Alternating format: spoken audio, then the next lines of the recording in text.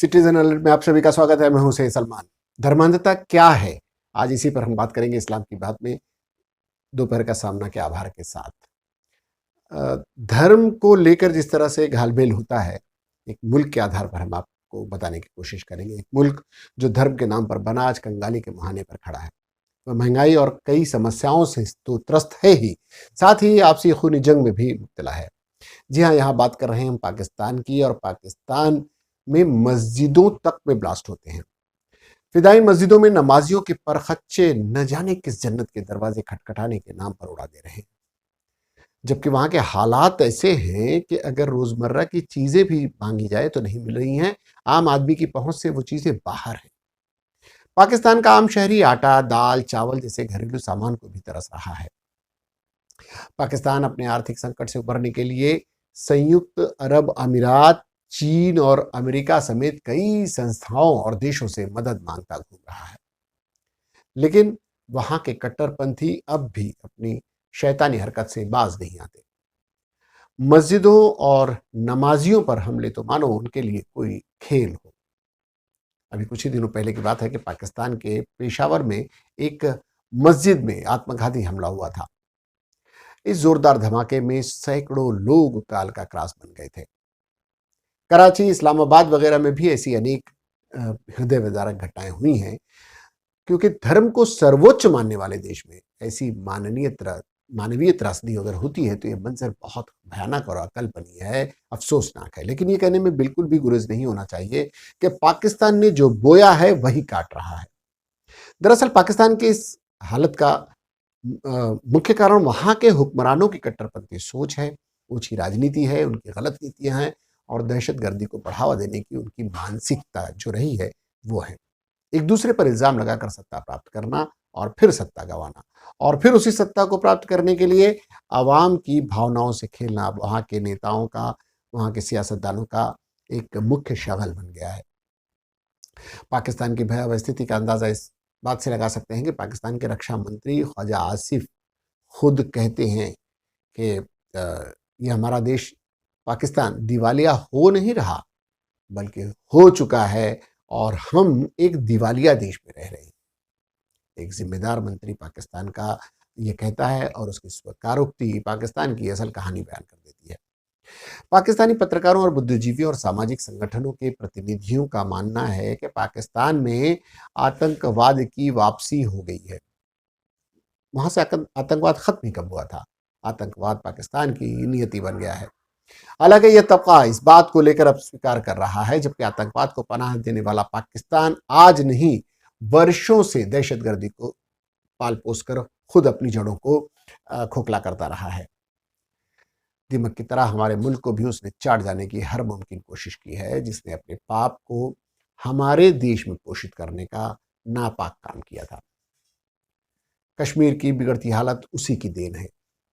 देश के कई हिस्सों में हुए बम विस्फोट में उसका सीधे सीधे हाथ रहा है, यह साफ है। 26/11 का मामला तो आईने की तरह साफ है, जिसमें पाकिस्तानी आतंकी कसाब को हमारे देश में ही फांसी हुई, और सारे सबूतों के साथ वही आतंक अब पाकिस्तान के लिए सरदर्द बन गया है। पाकिस्तान में मस्जिदों को निशाना बनाने का एक रिकॉर्ड है। वहाँ मस्जिदों के अलावा स्कूल भी सुरक्षित नहीं है। कुछ साल पहले एक पेशावर आर्मी पब्लिक स्कूल है, वहां पर हुए आतंकी हमले में लगभग 139 लोग, 150 लोग के आसपास मारे गए थे, जिसमें से 141 मासूम स्कूली बच्चे थे। आश्चर्य की बात तो यह है कि दहशतगर्दी का सरगना पाकिस्तान अपने यहाँ के हर हमलों में अफगानिस्तान का हाथ देखता है, जबकि बहुत से मुल्कों में उसका खुद का हाथ होता है। अफगानिस्तान और पाकिस्तान के बीच ये जो तनाव है वो बेहद खतरनाक रूप ले चुके हैं। दोनों देशों के बीच डूरंड लाइन पर तमाम एंट्री और एग्जिट पॉइंट बंद कर दिए गए हैं। हालांकि कहने को दोनों देश एक ही धर्म को मानने वाले हैं। पिछले साल मार्च में भी एक शिया मस्जिद में धमाका हुआ था। धमाके के वक्त मस्जिद में जुमे की नमाज चल रही थी। अब बताइए, जुमे की नमाज और नमाज के वक्त में भी ब्लास्ट होते हैं। इस आत्मघाती हमले की जिम्मेदारी इस्लामिक स्टेट खुरासन ग्रुप ने कहा है, ISKP ने ली थी। एक और समूह है वहाँ का, तहरीक लब्बैक पाकिस्तान, वह भी मस्जिदों पर हमलों में शामिल रहता है। पाकिस्तान सरकार द्वारा प्रतिबंधित तहरीक तालिबान पाकिस्तान यानी TTP, ये भी एक संगठन है जो सुर्खियों में रहता है। टीटीपी के हमलों को कितना खतरनाक है उसको रोकने के लिए पाकिस्तान के सैन्य नेतृत्व को अफगान के तालिबान प्रमुख हिब्बुल्लाह अखुंजादा के हस्तक्षेप की मांग करनी पड़ी थी। क्या पाकिस्तान अपने वरद हस्त प्राप्त आतंकी संगठनों को रोकने का जिगर रखता है? वो दूसरों से उम्मीद करता है। धार्मिक स्थलों को निशाना बनाने वाले दरअसल मजहबी जुनूनी होते हैं, और किसी भी मुल्क के हों, कहीं के भी हों। जो धार्मिक कम होते हैं वो और हिंसक और विधर्म विरोधी अधिक होते हैं दूसरे धर्मों के। सभी धर्मों की इबादत गाहें और उपासना स्थल पवित्र माने जाते हैं, जहाँ विभिन्न धर्मावलंबी अपने अपने मजहब के अनुसार अपनी आस्था का सुरक्षित और स्वतंत्र तरीके से पालन करते हैं। एक दूसरे की इबादत गाहों का सम्मान सभी पर फर्ज है, लेकिन अब ऐसा नहीं रहा।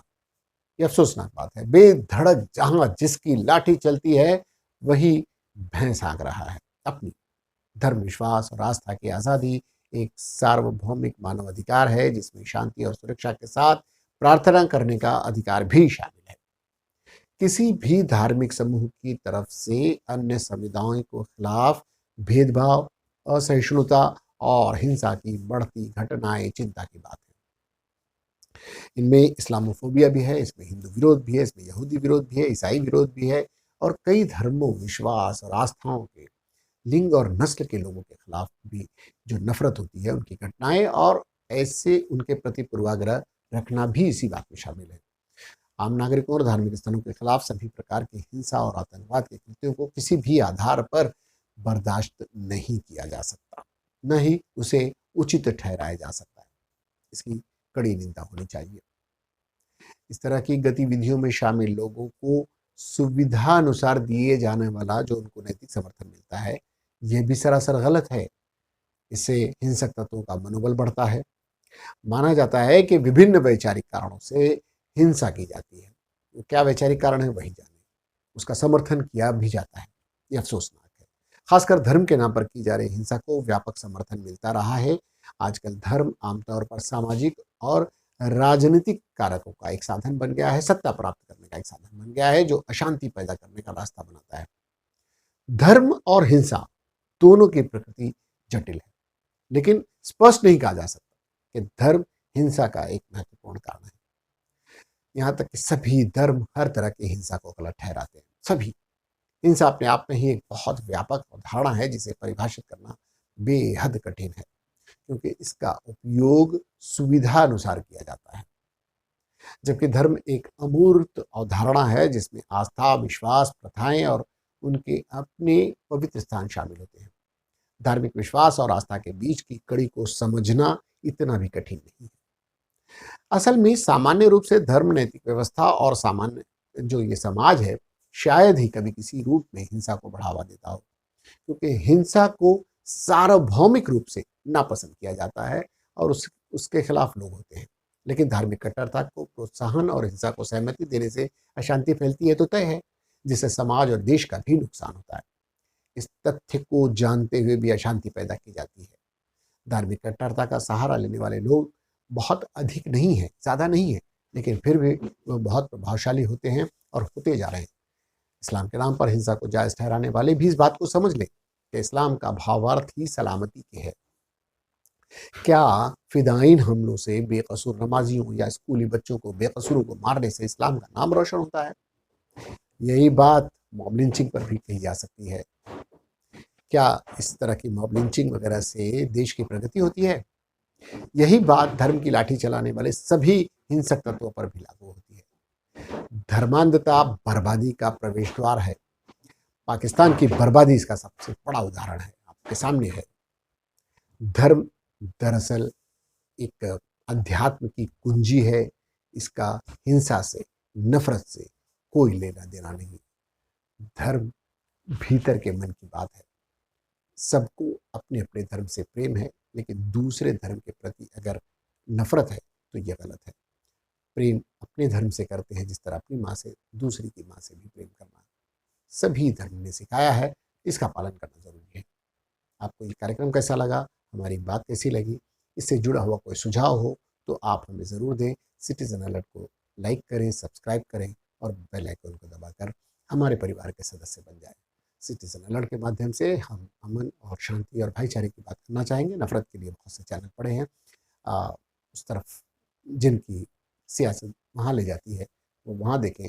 अमन की बात करने वाले हमारे साथ जुड़े। फिलहाल के लिए इतना ही। सैयद सलमान को इजाज़त दे दीजिए। इसके बाद भी हम प्रति सप्ताह लगभग इस्लाम की बात में इस तरह की प्रोग्रेसिव बातें हम ज़रूर आपके बीच लाने की कोशिश करेंगे। फिलहाल के लिए इतना ही। सैयद सलमान को दीजिए इजाज़त, लेकिन देखते रहिए सिटीजन अलर्ट। जय हिंद।